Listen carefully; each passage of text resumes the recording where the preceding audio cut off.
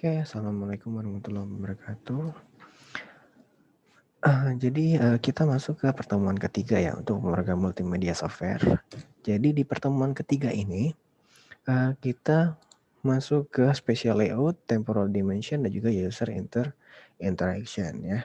Di spatial layout sendiri terdiri dari absolute directional relation, typological relation dan juga text flow ya. Nah, untuk definisinya ini udah sesuai dengan namanya ya. Yang absolut contohnya.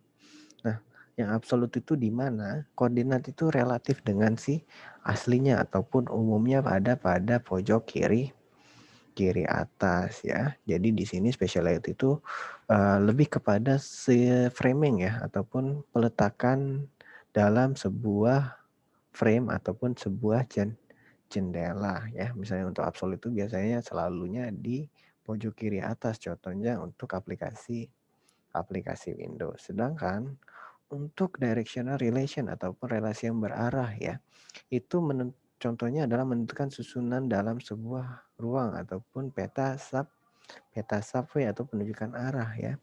Kayak yang sebelah kanan itu misalnya nunjukin arahnya ke arah mana, ke arah utara atau ke arah barat ya, tergantung dari arah yang udah kita tentukan. Oke, lanjut ke topological relation, yaitu relasi topologi di mana posisi elemen terhadap si elemen lainnya, di mana mengandung inside of cover. Contohnya adalah contains, inside of, cover dan juga overlap, di mana kita ngatur dari posisinya itu berdasarkan letak ataupun suatu frame itu berada di dalam sebuah frame-nya lagi ya. Kayak yang di sebelah kanan.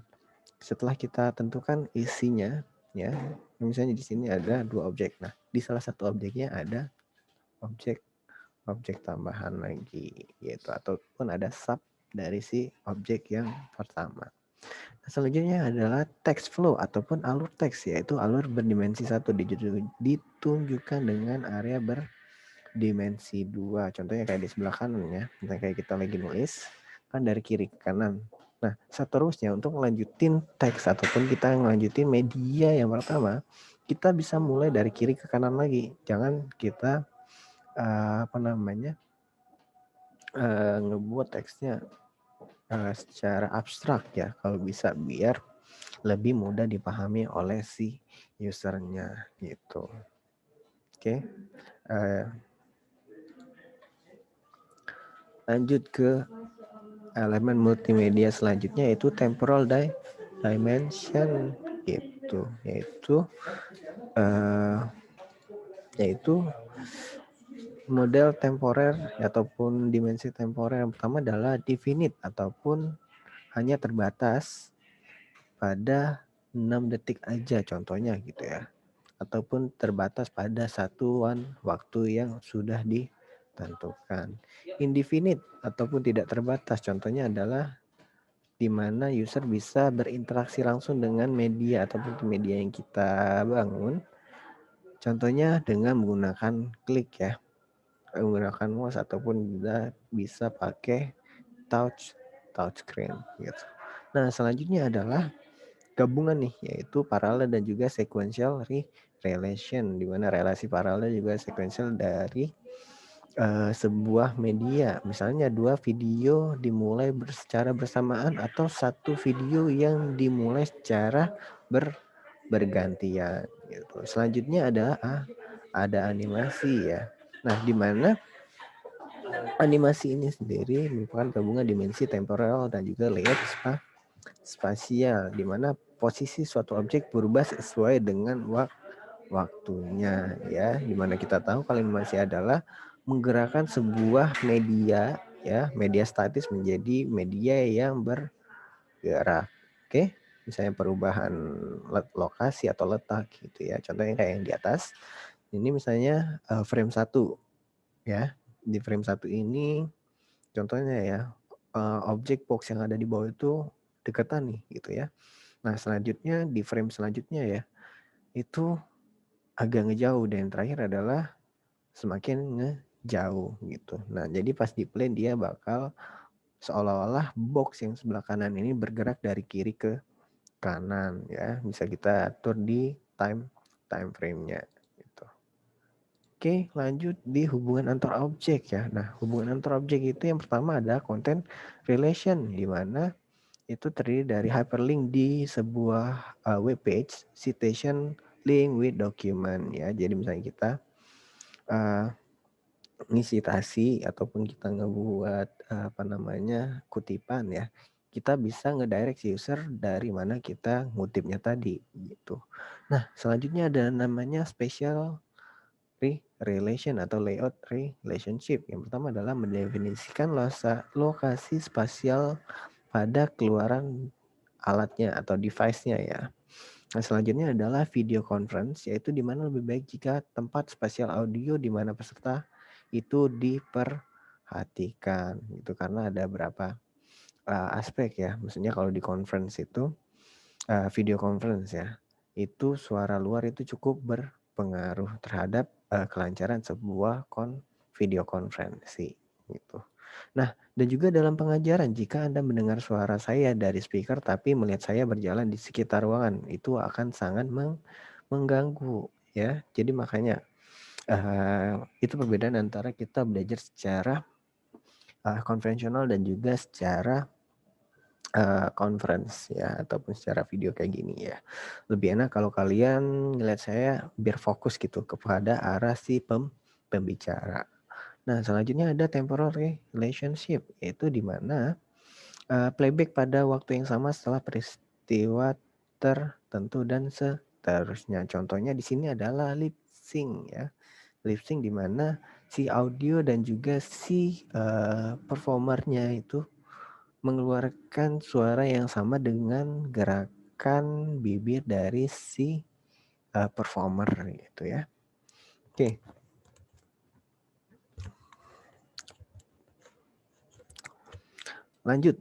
Kita lanjut lagi ke hubungan temporal ya.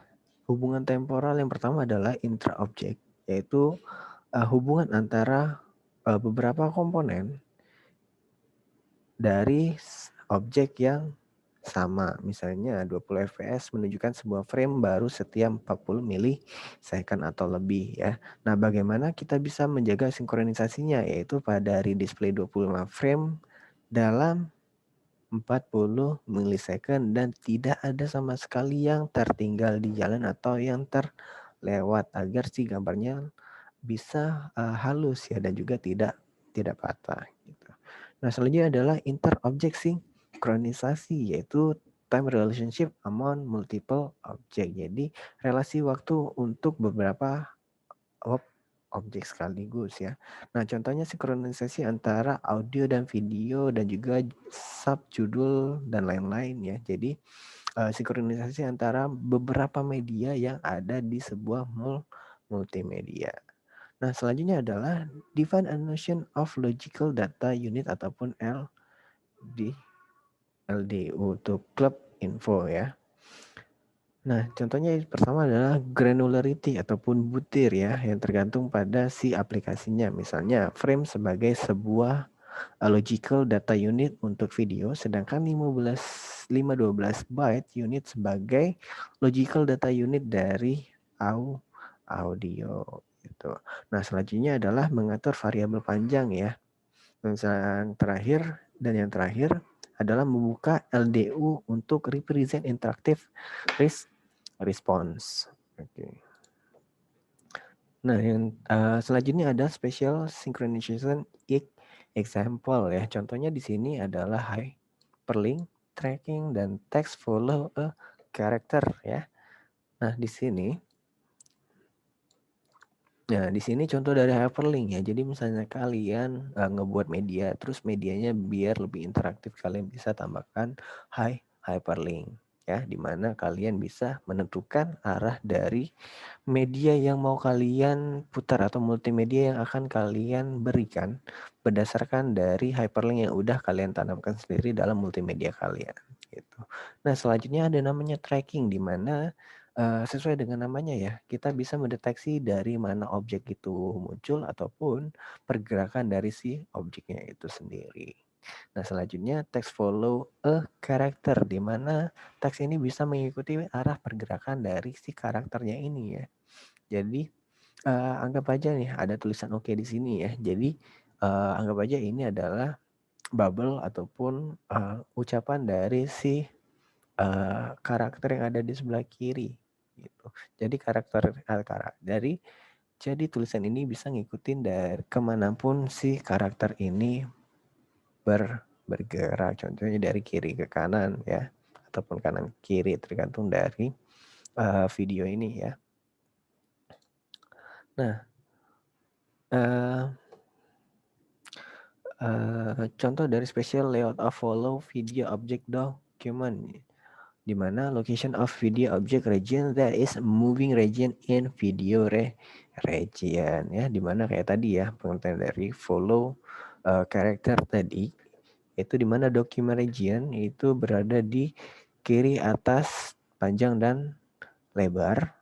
Habis itu text region terdiri dari panjang dan lebar ya, teksnya yang ada di sebelah kiri sini. Habis itu video region ya, yaitu di posisi kiri atas dan panjang lebar si videonya ini. Jadi letak dari si gambar ini ya.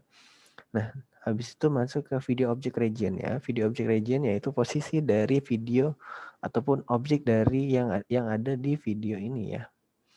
Kita pakai positioning, pakai sumbu X dan Y. Sedangkan untuk pergerakannya kita bisa tetapkan di right top align.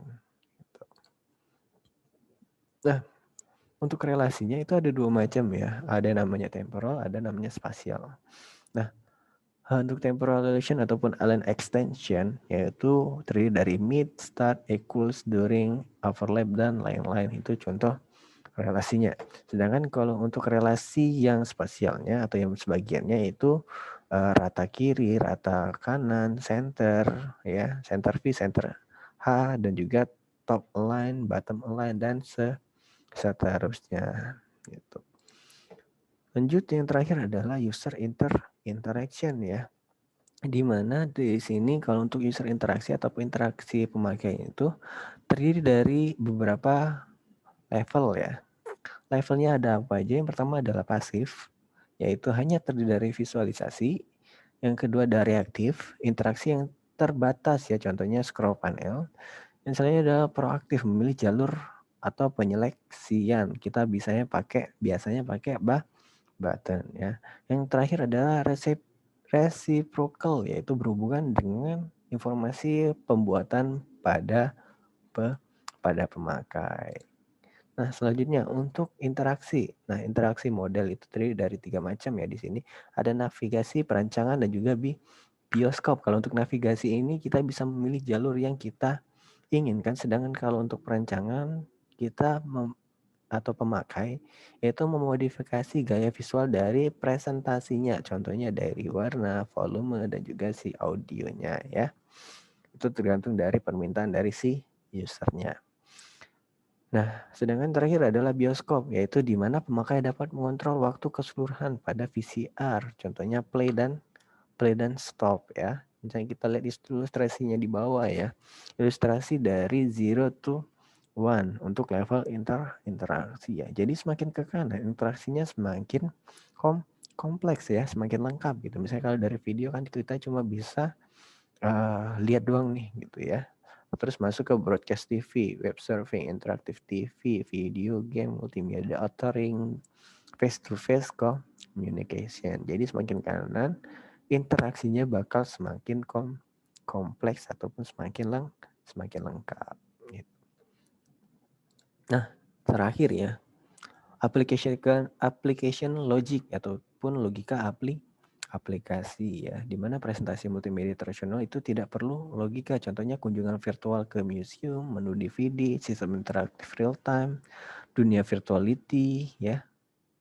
Di sini contohnya adalah presentasi multimedia tradisional yang tidak perlu logika. Yang pertama adalah kunjungan virtual ke museum ataupun menu di VD. Nah, untuk aplikasi logik selanjutnya adalah sistem interaktif real time, yaitu di mana di sini ada yang namanya dunia virtuality dan juga games atau permainan ya. Nah, selanjutnya itu adalah logika aplikasi yang membutuhkan bahasa pemrograman. If case go to kemana kita habis itu ya. Dan contohnya di sini kita pakai bahasa terkompilasi atau C ataupun C++. Nah, selanjutnya adalah Java Virtual Machine ya, atau Java Virtual Machine. Habis itu ada yang namanya www, MPIC7, Director, dan juga scripting. Nah, itu contoh untuk logika aplikasi yang membutuhkan bahasa pemrograman. Oke, mungkin itu aja dulu untuk pertemuan kita minggu ini. Kalau ada pertanyaan silakan kalian masukkan ke dalam forum diskusi kita yang ada di e-learning, ataupun kalau kalian nggak bisa mengakses e-learning kalian, bisa langsung direct ke WhatsApp grup ya. Oke, mungkin itu dulu untuk pertemuan minggu ini. Terima kasih. Wassalamualaikum warahmatullahi wabarakatuh.